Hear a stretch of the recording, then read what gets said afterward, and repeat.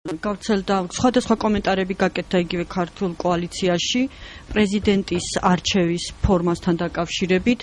თქვენი იდეა თავიდანვე ცნობილია, რომ პარლამენტმა უნდა აირჩიოს, რაზედაც თინა ხიდაშელმა რამდენიმე დღის მერე გააკეთა გაცხადება, რომ ეს მხოლოდ თქვენი იდეაა. გაიყო გარკვეულწილად მოსაზრებები რესპუბლიკელებსა და ირაკლი ალასანიას პარტიას შორის. დაიწყო ამ თემაზე რამე გადაწყვეტილება იქნება მიღებული თუ დარჩება ძველი ფორმა თუ თქვენ როგორ ფიქრობთ ხარ შეიცვალეთ ამ საკითხისადმი თქვენი დამოკიდებულება? მოდით პირველ რიგში დავაზუსტოთ ის რას ვფიქრობ მე. იმიტომ რომ ხშირად მაბრალებენ ხოლმე იმას რაც არ მithქვამს. პირველი ის რომ ეს საკითხი როგორი წესით იქნება არჩეული პრეზიდენტი ეს უპირველეს ყოვლისა დამოკიდებულია სახელმწიფო მმართველობის იმ მოდელზე, რომელი მოდელიც იქნება არჩეული. ამას ვამბობ ხოლმე ყოველთვის. მეორე, მოდელის გარდა პრეზიდენტის არჩევის წესს განსაზღვრავს ის დამოკიდებულება, რომელიც საზოგადოებაში არსებობს პრეზიდენტის არჩევის წესის მიმართ. როგორ ხედავენ ისინი ამას, რას უყურებენ, როგორია მოთხოვნილება. და მესამე როგორი არის ზოგადად პოლიტიკური გარემო, პოლიტიკური ვითარება ქვეყანაში. ზოგადად რა შეიძლება ითქვას, რომ იმ სახელმწიფოებში, სადაც მმართველობის ფორმა არის საპრეზიდენტო რესპუბლიკა, კლასიკური მაგალითი ამერიკის შეერთებული შტატები და იმ მსგავსი მოდელები. და იმ სახელმწიფოებში, სადაც არის მმართველობის შერეული ფორმა, ეგრეთ წოდებული ნახევრად საპრეზიდენტო რესპუბლიკები, თქვა საფრანგეთი და მათი მსგავსი ქვეყნები. ამ ქვეყნებში პრეზიდენტებს პრაქტიკულად ყოველთვის ყველა მოდელში ირჩევენ პირდაპირი წესით. ეს პრეზიდენტები არიან აღმასრულებელი ხელისუფლების მეთაურები. ანუ მაშინ, როდესაც პრეზიდენტი არის აღმასრულებელი ხელისუფლების მეთაური, თითქმის ყოველთვის და ყველგან პრეზიდენტი აირჩევა პირდაპირი წესით. თუმცა აქვე ვიტყვი, ამერიკაში თლად პირდაპირი არ არის ეს არჩევნები. კლასიკური თვალსაზრისით თუ შევხედავთ, ეს არის ირიბი არჩევნები, იმიტომ რომ ამერიკელები ჯერ ირჩევენ ამრჩევებს და მერე ამრჩევები ირჩევენ პრეზიდენტს. და ამრჩევებს ირჩევენ შტატების მიხედვით. ყველა შტატს აქვს თავისი კვოტა. ზოგან მეტს ირჩევენ ამრჩევს, ზოგან ნაკლებს და მერე ესენი ირჩევენ პრეზიდენტს. სხვაგან სხვა სახელმწიფოებში, სადაც საპრეზიდენტო რესპუბლიკებია, პრეზიდენტი აირჩევა პირდაპირი არჩევნების წესით. დაგვრჩა საპარლამენტო რესპუბლიკები. საპარლამენტო რესპუბლიკებში გამოიყენება როგორც პირდაპირი, ასევე ირიბი არჩევნების წესი. საპარლამენტო რესპუბლიკების უმეტესობაში პრეზიდენტებს არ ირჩევენ პირდაპირი არჩევნების წესით. რამდენიმე სახელმწიფოში პირდაპირი არჩევნებით აირჩევა პრეზიდენტები, მათ შორის ევროპაშიც. რით არის ეს განპირობებული? საქმე ის გახლავთ, რომ საპარლამენტო რესპუბლიკაში პრეზიდენტს არ აქვს აღმასრულებელი ფუნქციები. პრეზიდენტი არ არის მთავრობის მეთაური. უფრო მეტიც, ის არ მონაწილეობს მთავრობის საქმიანობაში. პრეზიდენტი ეს არის სახელმწიფოს წარმომადგენელი, სახელმწიფოს სახე. ის არის არბიტრი მთავრობისა და პარლამენტის ურთიერთობაში, თუ კი წარმოიქმნა კრიზისი ამ ურთიერთობისა და პრეზიდენტზე აგრეთვე ამბობენ, რომ პრეზიდენტის ინსტიტუტი საპარლამენტო რესპუბლიკაში ეს არის სათადარიგო ხელისუფლება. ანუ თუ შეიქმნა კრიზისული ვითარება, გინდა პარლამენტსა და მთავრობას შორის. ან კრიზისული ვითარება ქვეყანაზე თავდასხმის გამო, ომის დროს. ან ქვეყანაში შეიქმნა საგანგებო სიტუაცია, როცა საგანგებო მდგომარეობა ცხადდება. ამ დროს პრეზიდენტი, ასე ვთქვათ, კულისებიდან გადმოდის ავანსცენაზე, მისი უფლებები ამ დროს იზრდება და ის ამ გაზრდელი უფლებებით მოქმედებს მხოლოდ კრიზისის პერიოდში. როგორც კი კრიზისი ჩაქრება, პრეზიდენტი ისევ გადადის ჭრდილში. სწორედ იმიტომ, რომ პრეზიდენტს არ აქვს აღმასრულებელი ფუნქციები, პირდაპირი არჩევნებით პრეზიდენტის არჩევის უმთავრესი საფუძველი ქრება. რაზე უნდა იკამათონ პრეზიდენტობის კანდიდატებმა?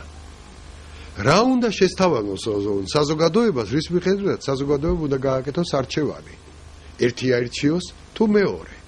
ისინი ხომ ვერ წარუდგენენ საზოგადოებას პროგრამას, რომ თქვათ ასე შეიცვლება საგადასახადო კოდექსი. ან ასეთი იქნება რაღაც ეკონომიკური პროგრამა, ან სოციალური პროგრამა იქნება ასეთი. პრეზიდენტს ხომ არანაირი ზემოქმედების ბერკეტი არ აქვს პარლამენტზე. როგორც წესი, პრეზიდენტებს საკანონმდებლო ინიციატივის უფლებაც კი არ აქვს საპარლამენტო რესპუბლიკებში.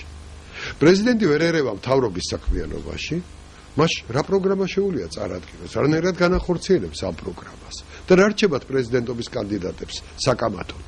ის რომ მე უკეთ დავიცავ კონსტიტუციას? თუნდაც ის რომ მე უკეთესი ვიქნები კრიზისულ სიტუაციაში. მეორეს მხრივ საქართველოს უკვე 20 წელია კრიზისი. ამას ვერ დაამტკიცებ. იცი და უკეთესი ვიქნები ესეც სათქმელია რა.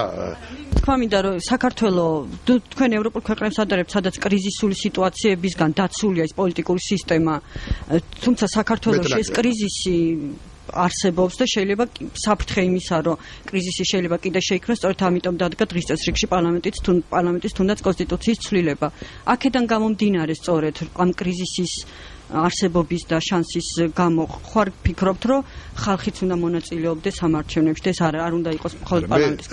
მე არ დამთავრებია ჩემი აზრი. მე ვთქვი ის რომ ის თუ რატომ არის, რომ საპარლამენტო რესპუბლიკებში როგორც წესი პრეზიდენტს ირჩევენ ირიბად.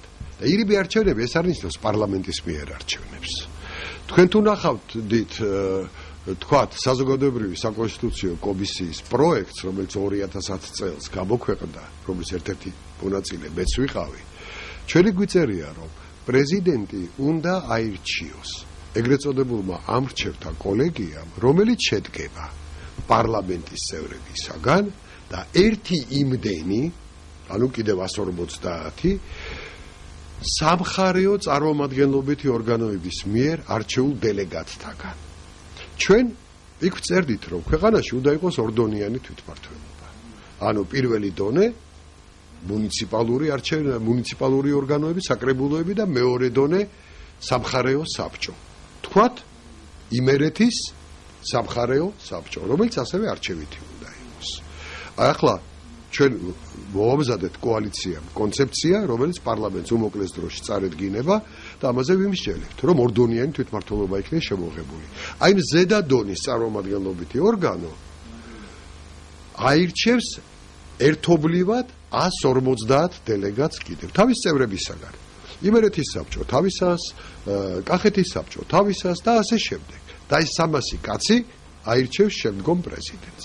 რატომ ვამბობთ ამას? იმიტომ ვამბობთ, რომ უფრო მაღალი იყოს ლეგიტიმაციის ხარისხი, გათვალისწინებული იქნეს საზოგადოებრივი აზრის შესაძლო ცვლილებები 2 წლის განმავლობაში და რატომ 2 წლის განმავლობაში? და პარლამენტის არჩევნებსა და ადგილობრივ არჩევნებს შორის ჩვეულებრივ არის 2 წლიანი შუალედი. ესე იგი, არა ვთქვათ 2012 წელს არჩეულმა პარლამენტმა აირჩიოს პრეზიდენტი, არამედ 2012 წელს არჩეულ პარლამენტს დამატებული 2014 წელს არჩეული წარმომადგენლობითი ორგანოების მიერ არჩეული დელეგატები ამათ აირჩიონ ერთობლივად. აქ უკვე 2 წლიანი საზოგადოებრივი აზრის სხვაობაც იქნება გათვალისწინებული. აი ასეთი არის ჩემი დამოკიდებულება. მე მიმაჩნია, რომ ეს იქნება ყველაზე უკეთესი. ერთი იმიტომ, რომ პრეზიდენტების პირდაპირ არჩევნებისას აი ის კრიტერიუმი, პროგრამების შეჯიბრების კრიტერიუმი არ არსებობს და მეორე ასეთი რამ. ახლა რასაც ახლა ვიტყვი, ეს არ არის, ასე ვთქვათ, თითიდან გამოწოვილი და ჩემი მოგონილი, ასეთი რამ მომხდარა არაერთ ქვეყანაში. იქ სადაც პრეზიდენტი პირდაპირ არჩევნებით არის არჩეული, ოღონდ არ აქვს აღმასრულებელი უფლებები. იმ პრეზიდენტებს ზოგჯერ უჩნდებათ ხოლმე ამბიცია და თქვა, მე მეტი უფლებები უნდა მქონდეს. რატომ? იმიტომ რომ პირდაპირ ვარ არჩეული, პირდაპირი წესი. და ამას გამოუწევია ხოლმე ესეთ პოლიტიკური დაძაბულობა. ზოგადად მისულა პოლიტიკურ კრიზისამდე, ზოგადად არ მისულა. ასეთი მადაჭამაში რომ არ მოუვიდეს პირდაპირ არჩევნებით არჩეულ პრეზიდენტს. მე ვამჯობინებდი, რომ მისი ლეგიტიმაციის ხარისხი იყოს უფრო დაბალი, ვიდრე ეს პირდაპირ არჩევნებით მიიღწევა ხოლმე. მაგრამ ეს არის ჩემი შეხედულება. ასეთი იყოს საზოგადოებრივი საკონსტიტუციო კომისიის შეხედულება. მაგრამ როგორ იქნება, ამაზე უნდა იმსჯელოს გაცილებით ფართო წრე. უნდა იმსჯელოს პარლამენტმაც, უნდა იმსჯელოს სანამ პარლამენტში დაიწყება მსჯელობა სახელმწიფო საკონსტიტუციო კომისიამ, რომლის შემადგენლობაში უნდა შედიოდნენ როგორც საპარლამენტო პარტიები, ასევე პარლამენტგარეთ არსებული პარტიები, ასევე საზოგადოებრივი ორგანიზაციების წარმომადგენლები, ასევე კონსტიტუციონალისტები, პროფესიონალები. ეს არის თემა, რომელიც უნდა გადაწყვიტოს იმ ხალხმა, ვისაც ამ თემებზე უფიქრია, უმსჯელია, გაუანალიზებია, ვისაც აქვს სათანადო ცოდნა, ვინც იცნობს მსოფლიოში არსებულ გამოცდილებებს, ვისაც შეუძლია გააკეთოს ანალიზი იმ კრიზისებისა, რომელიც დამდგარა სხვადასხვა ქვეყანაში ამა თუ იმ მოდელის გამო. მათ უნდა მიიღონ ეს გადაწყვეტილება. სანამ პარლამენტის წევრი ვარ და მეთქმება სიტყვა, რასაკვირველია მე ჩემსას ვიტყვი, მაგრამ საბოლოოდ ჩვენ უნდა მოვახერხოთ, რომ მივიდეთ შეჯერებულ აზრამდე. რა იქნება ეს? არ ვიცი. მე მინდა რომ იყოს ის, რაც მე მომწონს. მაგრამ ასე იქნება თუ არა, ნამდვილად ვერ გეტყვით წინასწარ. ამიტომ თქმა იმისა, რომ დღეს თქვათ ჩვენს კოალიციას, ქართულ ოცნებას აქვს გადაწყვეტილი, როგორი წესი იყოს, ეს ასე არ არის. იმიტომ რომ ასეთი გადაწყვეტილი უბრალოდ არ არსებობს. ჩემ საკუთარ დამოკიდებულებას კიდევ ასე ერთ რამესაც დავამატებდი, რომ ის რაც ახლა ვთქვი, მე როგორ წარმომიდგენია, ეს არის სამომავლო. ჯერჯერობით არ არსებობს არც ეს სამხარეო წარმომადგენლობითი ორგანოები, ამიტომ ის თქვათ, რასაც მე ვამბობ, ჩემი აზრით უნდა ამოქმედდეს მომდევნო საპრეზიდენტო არჩევნებისას, რომელიც იქნება 5 წლის შემდეგ, როცა იქნება უკვე არა ეს პარლამენტი, არამედ სხვა პარლამენტი, როდესაც იქნება უკვე არჩეული ეს სამხარეო წარმომადგენლობითი ორგანოები, მერე უნდა ამუშავდეს ეს. მანამდე უნდა დარჩეს ის წესი, რაც არის დღეს კონსტიტუციაში, ანუ პირდაპირი არჩევნები. აი, ასეთი არის ჩემი მიდგომა ამ საკითხისადმი. მე იმედი მაქვს, რომ ასეთი მიდგომა მიიღებს მხარდაჭერას. ოსლოში ასე მინდა. მაგრამ რა გამოვა? ნახოთ. და ხო, უკაცრავად კიდე თქვენ მკითხეთ თავისუფალ დემოკრატების თაობაზე და რესპუბლიკელების თაობაზე. ნუ ეს ცნობილი განსხვავება არის ჩვენი მოსაზრებისა, ეს უკვე სახელმწიფოს მოწყობას ეხება და არა პრეზიდენტის არჩევის წესს. თავისუფალ დემოკრატებს მიაჩნიათ, რომ საქართველოსთვის უფრო უკეთესი იქნება საპრეზიდენტო რესპუბლიკის მოდელი, რესპუბლიკელებს ყოველთვის მიაჩნდათ და დღემდე აზრი არ შეუცვლიათ, რომ საქართველოსთვის ყველაზე უკეთესი იქნება კლასიკური საპარლამენტო რესპუბლიკის მოდელი. მაგრამ თქვენ ალბათ ყველა მოისმინეთ არაერთი განცხადება თავისუფალი დემოკრატების, ვთქვათ, ლიდერებისა, რომ ისინი დარწმუნებულნი არიან, რომ ამ საკითხში კოალიციაში მიიღწევა შეთანხმება და კოალიციას ეს არ შეუქმნის საფრთხეს. აქვეებასაც დავამატებ, რომ კოალიციის დანარჩენ წევრებს თუ კითხავთ, შეგიძლიათ კითხოთ, ალბათ კი კითხავთ კიდეც, ისინიც ფიქრობენ, რომ საქართველოსთვის უკეთესი იქნება საპარლამენტო რესპუბლიკის მოდელი.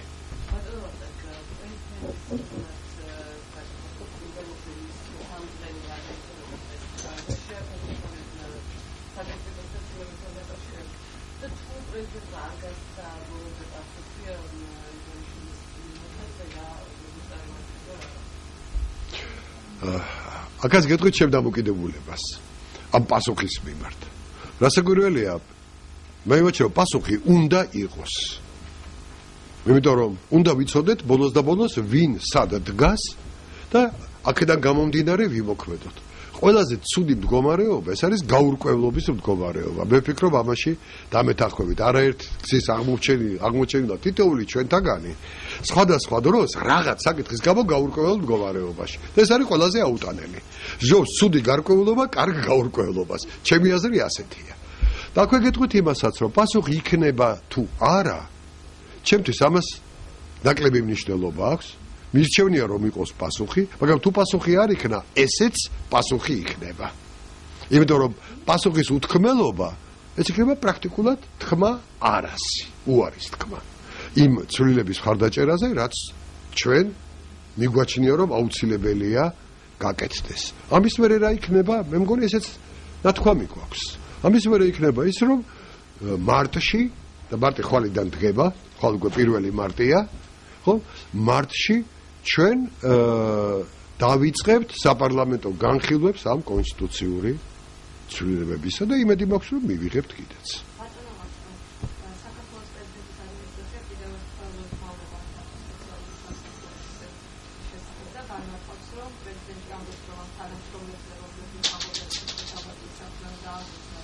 რომელ თანამშრომლებზე? აი დაცვის თანამშრომლებზე, რომლებმაც არ შეასრულესო პრეზიდენტის დაცვის მოვალეობა, ანუ პრეზიდენტი ახალებს რომ მე გავხსოვდეს და უკანონო იქნებაო მათი თქვა პასუხისმგებლობაში მიიღება.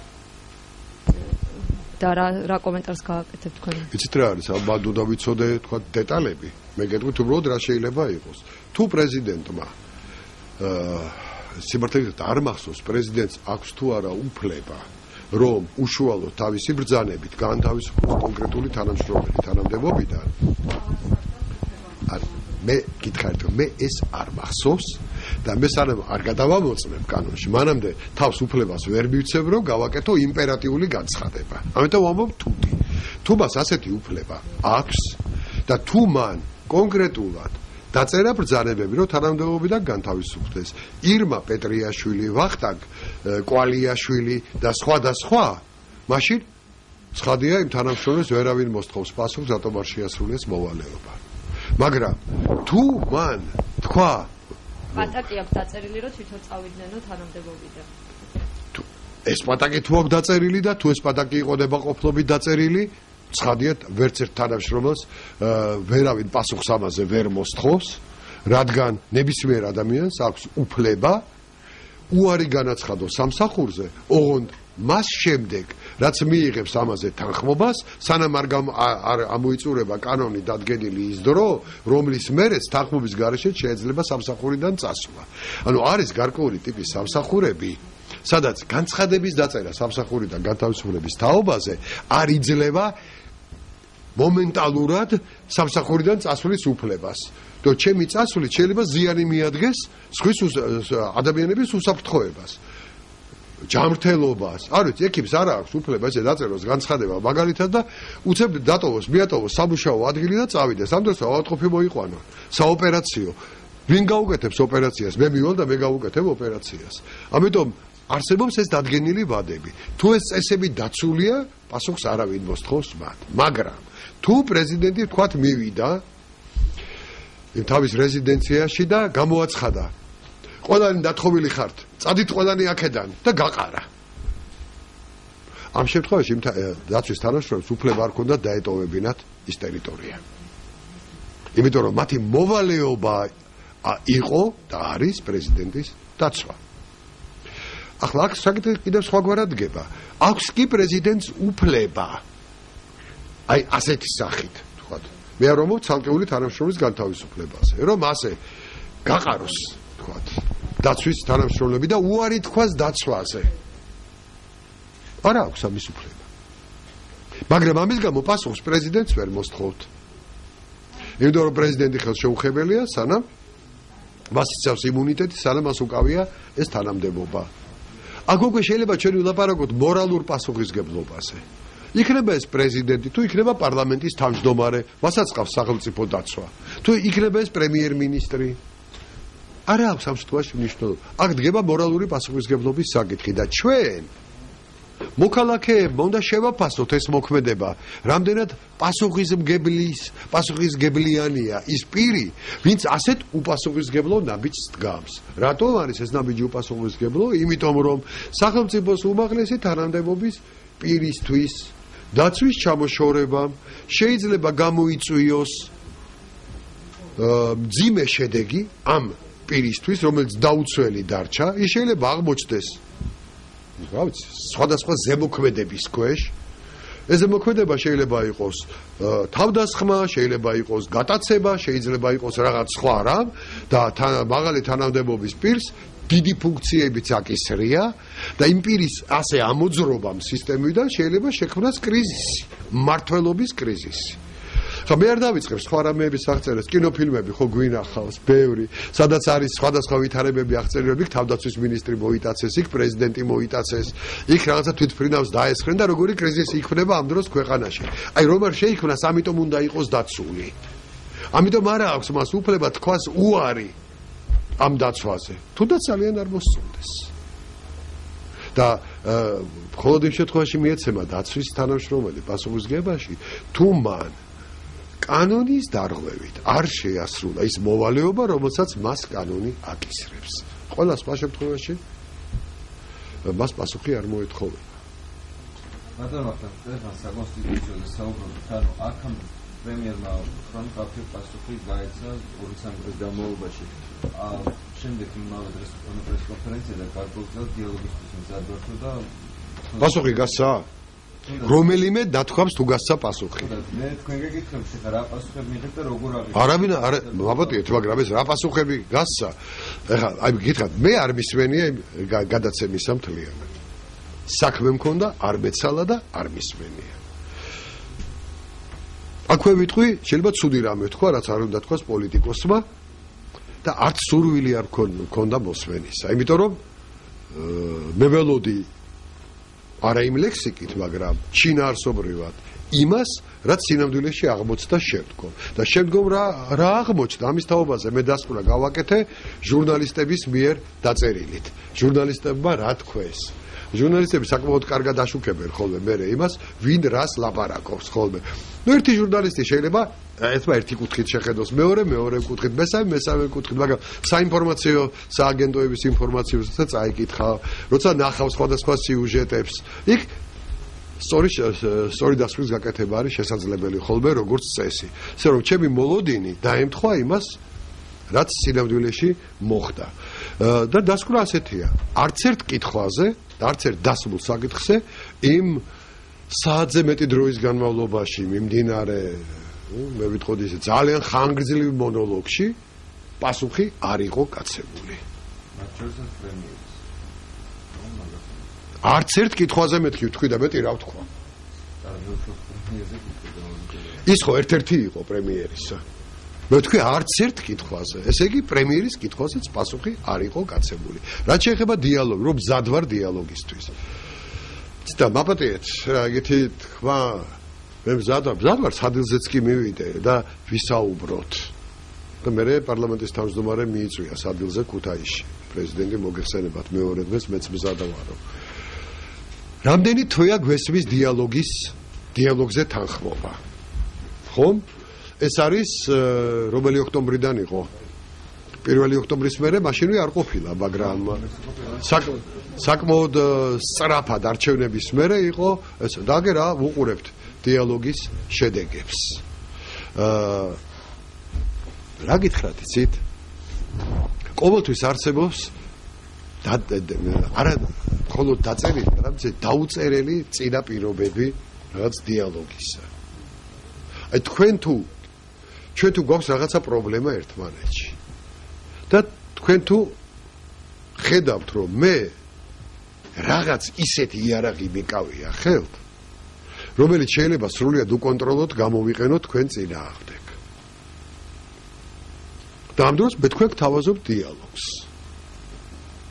ხო, მაშინ გიჩნდება თქვენ ცნობიერად იმის სურვილი, რომ მე ვთხოვოთ, რომ იცი რა, კი დავჯდები შენთან ერთად მაგიდასთან, რომ ეს იარაღი გვერდზე გადადე და ხელი არ მოკიდო და ისე ვისაუბროთ.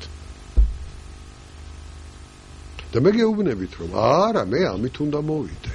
რანაირად დამიჯდებით ნდობით მაგიდის მეორე მხარეს. და აქ იმ იარაღზეა საუბარი, რომელზეც მთელმა მსოფლიომ ლაპარაკი დაიწყო 2004 წლის თებერვლის დასაწყისში. რომ არ შეიძლება ესე. ეს უნდა შეიცვალოს და 9 წელიწადი ამაზე მიდის ლაპარაკი. და პასუხად რას ვიღებთ? იმისგან ვისაც ეს იარაღი ხელში უჭირავს, აქამდე ხომ არ გამომიყენებია ეს იარაღი. არც აწი გამომიყენებ, მაგრამ მქონდეს რა მოხდა. მაბადეთ არა, რანაირად შეიძლება ამ დროს იყოს ნდობის რაღაც ხარისხი. როცა გააქვს სხვა მაგალითები, როცა გააქვს წინ მაგალითები 7 ნოემბრისა, 26 მაისისა და კიდევ არაერთი სხვადასხვა, როდესაც ის რაც მოხდა 7 ნოემბერს, რაც მერე მოხდა იმ პოლიციის სამმართველოსთან, როდესაც ჩვენ ვამბობდით, რომ იქ ხელისუფლებამ გამოიყენა არაპროპორციული ძალა, ხელისუფლებამ გამოიყენა აკრძალული საშუალებები, აი რეზინის ტყვიებზე. არაო აკრძალული არ არის, გვარწმუნებდა ის ხელისუფლება. ყველაფერი კანონიერი იყო, მაგრამ გავიდა ცოტა ხანი და კანონში შეიტანეს ცვლილება და ჩაწერეს, რომ რეზინის ტყვიების გამოყენება შესაძლებელია. აპატიეთ, მაგრამ თუ კანონიერი იყო, როცა ეს არ ეწერა, მაშინ რისთვის ჩაწერეს? და ხო მაშინაც გება რა, საკითხი ასე, ფიციმწავს ბოლო მაკვირვებს და რანაირად ვენდო მითხარით? ვერ ვენდო. ამიტომ დიალოგი ყოველთვის არის კარგი, ყოველთვის არის საჭირო. ოღონდ ის განცდა მაინც უნდა გქონდეს, რომ ამ დიალოგს მოყვება რეალური შედეგი. წინააღმდეგ შემთხვევაში ეს იქნება დიალოგი დიალოგისთვის. და ეს იქნება მხოლოდ დროის გაჭიმვა. სადამდე ამ კითხვას პასუხს არ გავცემ ახლა. ჩემზე არანაკლებად შეგიძლიათ თქვენს დაფიქრება და ანალიზის გაკეთება.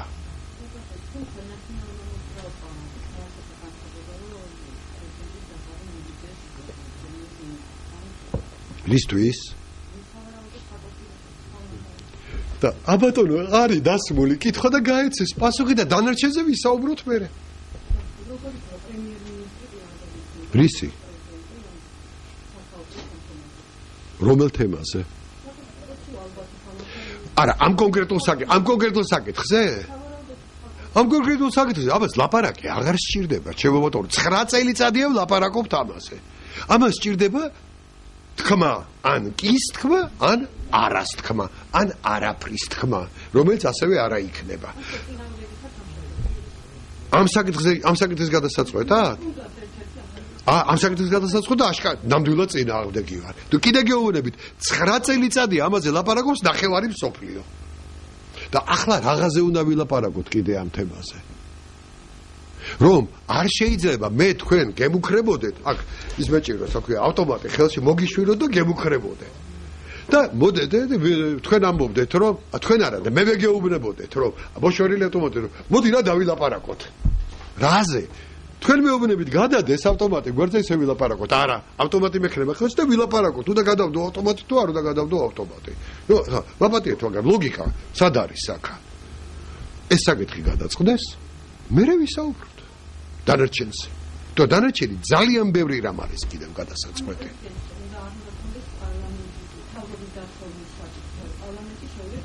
არა. ასე არა.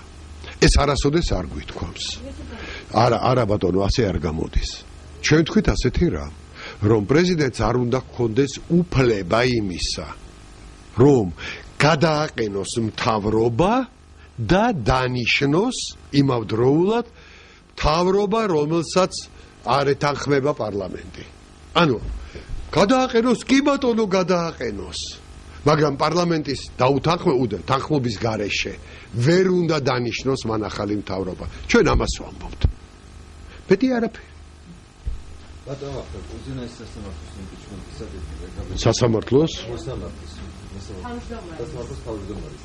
იმპიჩმენტის საკითხზე გაბესილიას ქონდა ინიციატივა კონსტიტუცია უგაშუნა განაცხადა, რომ ეს მოხდება იმ შემთხვევაში, თუ კი კონკრეტული დანაშაულის ფაქტზე მოხდება წასწრება, ესე რომ ვთქვათ. ანუ კონსტიტუციით ეს როგორ არის იმპიჩმენტის საკითხი და პოლიტიკურად თქვენ ეთანხმებით თუ არა ამ ინიციატივას? იმპიჩმენტის საკითხი ძირითადად საფუძვლები გადაწყვეტილია კონსტიტუციით. და კონსტიტუცია ამბობს, რომ ჯერთი ჩამოთვლის იმ თანამდებობის პირებს, ვისი თანამდებობიდან გადაყენება შეიძლება მხოლოდ იმპიჩმენტის წესით. ეს არის პრეზიდენტი, ეს არის უზენაეს სასამართლოს თავმჯდომარე, ეს არის თქვა მინისტრები, პარლამენტს როცა შეუძლია გადააყენოს თანამდებობიდან. რა არის საფუძველი? საფუძველი შეიძლება იყოს ამ პირის მიერ კონსტიტუციის დარღვევა ან მის ქმედებაში დანაშაულის ნიშნების არსებობა. ეს ნიშნავს იმას, რომ თუ პარლამენტის წევრთა სულ ცოტა 1/3 მიიჩნევს, რომ ამ თანამდებობის პირმა დაარღვია ან კონსტიტუცია ან მის ქმედებაში არის დანაშაულის ნიშნები, მან ეს უნდა დაწეროს მათ ეს უნდა დაწერონ, დაასაბუთონ, ხელი მოაწერონ და პარლამენტში შეიტანონ ეს საბრალდებო დასკვნა და მოთხოვნა იმპიჩმენტის პროცედურის დაწყებისა. ამის შემდეგ აი ეს რაც წესები შეიტანენ, უნდა გადაეგზავნოს უზენაეს სასამართლოს, საკონსტიტუციო სასამართლოს ან ორივეს ერთად. თუ დანაშაულის ნიშნებზეა საუბარი, მხოლოდ დანაშაულის ნიშნებზე, მაშინ უზენაეს სასამართლოს, თუ მხოლოდ კონსტიტუციის დარღვევაზე, მაშინ საკონსტიტუციო სასამართლოს, თუ ორივე არის ორივეს. ამის შემდეგ საკონსტიტუციო და უზენაესმა სასამართლოებმა უნდა იმსჯელონ ამ საკითხზე და უნდა დაწერონ დასკვნა. საკონსტიტუციო სასამართლომ უნდა დაწეროს დაარღვია დადასტურდა პრეზიდენტის მიერ კონსტიტუციის აი ამ და ამ ნორმების დარღვევა. ან არ დადასტურდა. უზენაესმა სასამართლომ უნდა დაწეროს თავის დასკვნაში, რომ პრეზიდენტის აი ამ ქმედებაში, რაც იქნება აი ბრალდებაში, არის დანაშაულის ნიშნები, ან არ არის დანაშაულის ნიშნები. თუ ერთმა სასამართლო მაინც ამ ორიდან, თუ ორივე ბრალი იყო იქნა წარდგენილი, დაწერა რომ არ არის დანაშაულის ნიშნები, არ დაურღვევია კონსტიტუცია პრეზიდენტს, თუ პარლამენტი იმეს უზენაეს სასამართლოს თავმჯდომარეს, თუ მინისტრს, მაშინ იმპიჩმენტის პროცედურა წყდება და შემდგომი აღარ მახსოვს 6 თვის თუ 1 წლის განმავლობაში ასეთივე ბრალდებას ვეღარავინ წარუდგენს ამ თანამდებობის პირს. მაგრამ თუ ერთ-ერთმა მაინც დაწერა და დაადასტურა დარღვევა კონსტიტუციისა ან დანაშაულის ნიშნების არსებობა, მაშინ პარლამენტში გაგრძელდება იმპიჩმენტის პროცედურა, რაც ნიშნავს იმას, რომ იქ უკვე დაინიშნება სხდომა, რომელზეც განიხილება პრეზიდენტისთვის აღედებული ბრალდება. იქ პრეზიდენტისთვის თუ უზენაესი სასამართლოს თავმჯდომარესთვის, მოკლედ თანამდებობის პირის. ეს ამ თანამდებობის პირს უფლება ექნება გამოვიდეს პარლამენტის სხდომაზე, დაიცვას თავი, აიყვანოს დამცველი, ალაპარაკოს დამცველი და შემდგომ პარლამენტი გადაწყვეტს თანამდებობიდან გადაყენების საკითხს. ანუ კენჭისყრაზე დასვამს ამ პირის თანამდებობიდან გადაყენების საკითხს და თუ ეს ეხება საქმე ეხება პრეზიდენტს, ამას სჭირდება 100 ხმა, სულ ცოტა 100 ხმა. თუ საქმე ეხება სხვას, მათ შორის უზენაეს სასამართლოს თავმჯდომარეს, გადაყენება სჭირდება 76 ხმა. ნახევარზე მეტი. აი ასეთი არის წესი. ამდენად აქ არ არის საუბარი დანაშაულზე წასწრებაზე. შეიძლება დანაშაულზე ვერ წაასწროთ პირს. დანაშაულის წასწრება იძლევა რის უფლებას? დაკავების უფლებას. რომ ადგილზე დააკავო. ახლა მოგიხსენებათ თქვენ რომ ვერც პარლამენტის წევრს ვერ დააკავებთ თქვენ პარლამენტის თანხმობის გარეშე და შეგიძლიათ დააკავოთ თუ დანაშაულზე წაასწარით. იგივეა უზენაეს სასამართლოს თავმჯდომარის მიმართაც. მაგრამ შეიძლება უზენაეს სასამართლოს თავმჯდომარის რაიმე ქმედებაში იყოს დანაშაულის ნიშნები, ოღონდ ამ ნიშნების არსებობა უნდა დაადასტუროს უზენაესმა სასამართლომ. ეს არის ის ზედმეტად გართულებული მომენტი, რაც არის ჩვენს კონსტიტუციაში და ჩვენს კანონმდებლობაში, რომელიც ძალიან ართულებს საზოგადოებრივ იმპიჩმენტის პროცედურის ბოლომდე დაწყებას და ბოლომდე მიყვანას. როცა ბოლომდე მიყვანა არის ძალიან რთული, მაშინ ზოგჯერ დაწყებაც კი კარგავს აზრს. იმიტომ ვიცი რომ ბოლომდე ვერ მივა. არა რეალისტურად გართულებული რა თქო? არა, მე არ ვიცი რა შემთხვევაზეა ლაპარაკი. აქ უნდა იქნას აწონილი დაწონილი კონკრეტული შემთხვევა, რამდენად ბატონო? და ამ პროცედურას გათვალისწინებთ. გამიჭირდება თქვა, მაგალითად გეტყვით რატო გამიჭირდება. მაგალითად ჩემთვის სრულად გაუგებარი იყო თბილისის საქალაქო სასამართლოს მოსამართლის გადაწყვეტილება, რომელმაც არ დააკმაყოფილა არც ერთი მოთხოვნა პროკურატურისა, არც ერთი, 3 მოთხოვნიდან არც ერთი, რომელიც პროკურატურა მოითხოვა თბილისის მერისთვის დაკისრების. იქ იყო გირაო, გავიხსენოთ, იქ იყო გაუსვლელობა და მესამე იყო უფლებამოსილების შეჩერება. არც ერთი არ დააკმაყოფილა. მოდით ავიღოთ ამათგან ყველაზე უფრო მსუბუქი. გაუსვლელობა საქმე არის, ბრალდება არის იმ უხლების მიხედვით, სადაც არის ძალიან დიდი ოდენობის თანხაზე საუბარი. საუბარი არის უფლებამოსილების გადამეტებაზე, ბოროტად გამოყენებაზე. და ამ დროს არც თანამდებობრივი უფლებამოსილებას უჩერებ და იმასაც კი არ აკეთებ, რომ შეუზღუდო გადაადგილება ქვეყნიდან გასვლა მაგალითად. ჩემთვის მოულოდნელი იყო. მე არ ველოდი რომ სასამართლო დააკმაყოფილებდა სამივე მოთხოვნას. მაგრამ ის რომ ესეც არ დააკმაყოფილა, ის იყო მოულოდნელი. ამიტომ მე პროგნოზირებას არ გავაკეთებ ამისას.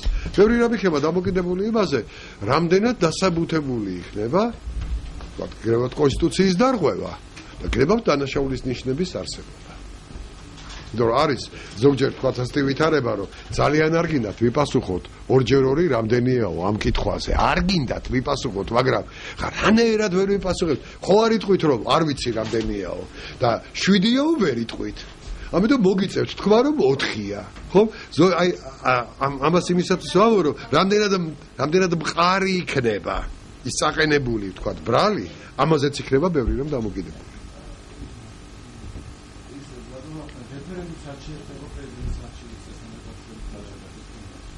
მე მიმაჩნია, რომ ეს არის ის საკითხი, რომელზეც რეფერენდუმი არ შეიძლება ჩატარდეს. პლებისციტი შესაძლებელია და რეფერენდუმი არ შეიძლება ჩატარდეს, იმიტომ რომ გვაქვს აშკარა წინააღმდეგობა კონსტიტუციურ ნორმებსა და რეფერენდუმის კანონს შორის. რეფერენდუმის კანონის მიხედვით რეფერენდუმზე მიღებული გადაწყვეტილება არის საბოლოო. მას აქვს პირდაპირი მოქმედების ძალა, ანუ ის ძალა შედის იმ მომენტიდან, როდესაც ცენტრალური საარჩევნო კომისია გამოაცხადებს რეფერენდუმის შედეგს. და შემდგომ ხელისუფლებამ ცვლილება უნდა შეიტანოს შესაბამის საკანონმდებლო ნორმებში. მაგრამ როცა საქმე ეხება პრეზიდენტის არჩევის წესს, ან როდესაც საქმე ეხებოდა 2003 წელს გახსოვთ იყო რეფერენდუმი პარლამენტის წევრთა რაოდენობის 150-მდე შემცირებასთან დაკავშირებით. ამას როცა ეხებოდა. ანუ როცა ეხება ისეთ საკითხს, რომელიც კონსტიტუციით არის გადაწყვეტილი. რას ვიღებთ რეფერენდუმის შემდეგ? აი რა მივიღეთ 2003-ში. რეფერენდუმის გადაწყვეტილება, რომ პარლამენტში იყოს არაუმეტეს 150 წევრისა და კონსტიტუციაში არსებული ჩანაწერი, რომ პარლამენტში იყო 235 წევრი. რომელი ნორმა მოქმედებს? მაგრამ აპატიეთ, მაგრამ რეფერენდუმის შედეგი რომ გამოცხადა იმ დროს პარლამენტში იყო 235 წევრი. და კიდევ 4 წლის განმავლობაში იყო 235 წევრი. კიდევ 4 წელი. თუ რეფერენდუმს აქვს პირდაპირი მოქმედების ძალა, რაც კანონში წერია, მაშინ რანაირად იყო 4 წლის განმავლობაში პარლამენტში 235 წევრი. საქმე ის გახლავთ, რომ კონსტიტუცია არის ქვეყნის უზენაესი კანონი. კონსტიტუციაში ცვლილება შეიტანება კონსტიტუციით დადგენილი წესით, ანუ პარლამენტის წევრთა 2/3-ის გადაწყვეტილებით. და როდესაც რეფერენდუმზე გადის ასეთი საკითხი, თუ ის კონსტიტუციაში არ აისახა, მას ვერ ექნება კონსტიტუციაზე მეტი ძალა. თუნდაც ჩაიწეროს ორგანულ კანონში, რომ რეფერენდუმზე მიღებულ გადაწყვეტილებას აქვს პირდაპირი მოქმედების ძალა, ის მაშინვე იწყებს მოქმედებას. ვერ ექნება, იმიტომ რომ კონსტიტუციაში წერია, რომ კონსტიტუცია არის უზენაესი კანონი. და რამდენჯერაც გინდა გაიტანეთ და აყენეთ, თქვათ, პარლამენტში კენჭისყრაზე საკითხი. თუ პარლამენტის წევრებმა ხარი არ დაუჭირეს რეფერენდუმზე მიღებულ გადაწყვეტილებას, რანაირად შევა ეს კონსტიტუცია, შესრულება? ვერ შევა. ამიტომ ასეთ საკითხზე რეფერენდუმის ჩატარება არ შეიძლება. მე მიმაჩნია, რომ არც მაშინ 2003-ში, არც ახლა ცენტრალური საარჩევნო კომისიის გადაწყვეტილება არ იყო კონსტიტუციური და რეფერენდუმი არ უნდა ჩატარებულიყო. სხვა საქმეა, რომ პრეზიდენტს შეუძლია დანიშნოს პლებისციტი. ამის დანიშნვის უფლება მხოლოდ პრეზიდენტს აქვს. რომელიც არის რა? ეს არის ფაქტობრივად საზოგადოებრივი აზრის, ყველაზე უფრო რეპრეზენტატიული გამოკითხვა. როცა ყველა ამომრჩეველს აქვს მონაწილეობის უფლება. ყველა იკითხება ამაზე, სახელმწიფო ხარჯავს ფულს. ჩვენ ვიგებთ საზოგადოების აზრს, საზოგადოების დამოკიდებულებას, მაგრამ პლებისციტით დადასტურებული გადაწყვეტილება არ არის სავალდებულო შესასრულებლად. ის უნდა გაითვალისწინონ კანონმდებლებმა, მაგრამ შეუძლიათ არ შეასრულონ. ეს იქნებოდა სამართლებრივად უფრო სწორი.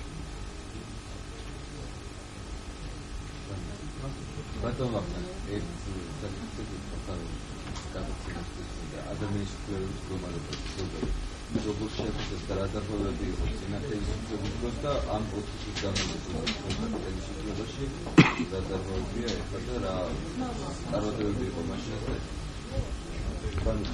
ადამიანის უფლებათა დაცვის მდგომარეობის თვალსაზრისით. წარსულზე ბევრს არაფერს ვიტყვი, იმიტომ რომ უამრავი დასკვნა არის დადებული, უამრავი შეფასება არის ადამიანის უფლებების დარღვევისა, როგორც არასახელისუფლებო ორგანიზაციების მიერ, ასევე საერთაშორისო ორგანიზაციების მიერ და ასევე სახალხო დამცველის მიერ.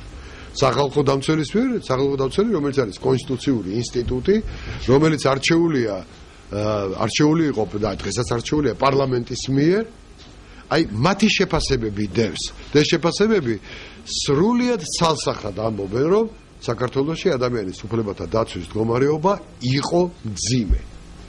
ეხლა რაც შეეხება ახალს. ახალზე მე შემიძლია ვთქვა მარტო ეს, რაიმე ასეთი მასშტაბური კვლევის საფუძველზე დადებული დასკვნა ჯერჯერობით არ არსებობს. ახალი ხელისუფლება მოქმედებს 3 თვეზე ცოტა მეტია, ხო? პარლამენტი შეიკრიბა 21 ოქტომბერს. ნოემბერი, დეკემბერი, იანვარი, თებერვალი 4 თვეა. 4 თვეა, რაც ახალი ხელისუფლებაა. 4 თვის განმავლობაში ისე რომ ვთქვათ, ვერც ძალიან ბევრის გაკეთებას შეძლებდა და ვერც ბევრის დაშავებას მოასწრებდა.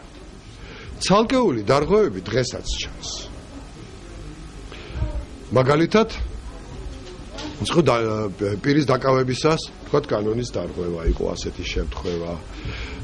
მაგალითად, იყო ნიშნები კანონის დარღვევისა ცალკეულ საკრებულოებში.